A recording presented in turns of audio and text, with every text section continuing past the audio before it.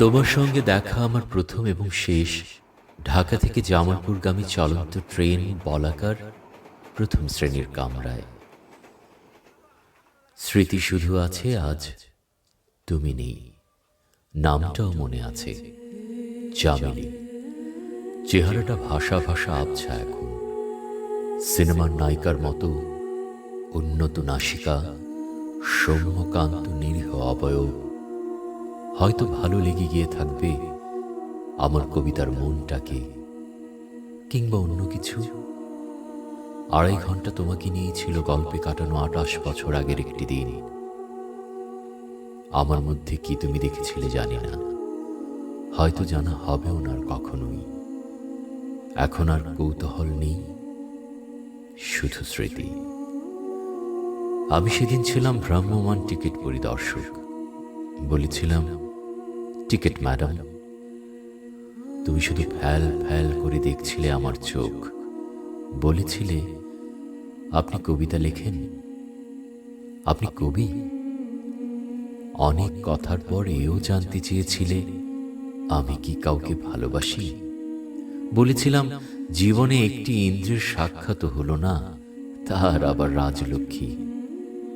Train চলছিল, গল্প বাড়ছিল, হয়তো বাড়ছিল তোমার কৌতূহল।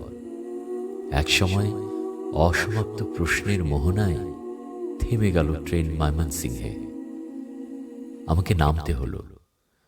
বেশ মনে পড়ে আজ, দৌড়ে স্টেশন বুক স্টল থেকে এনে ট্রেন থেকে তোমার বাড়ানো হাতে দিয়েছিলাম আমার প্রথম কাব্যগ্রন্থ।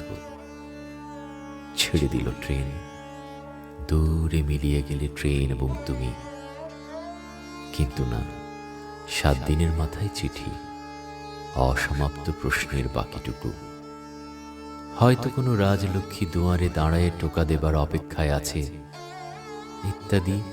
এবং আমার কাব্যগ্রন্থের চমৎকার একটি ছোট্ট আলোচনা।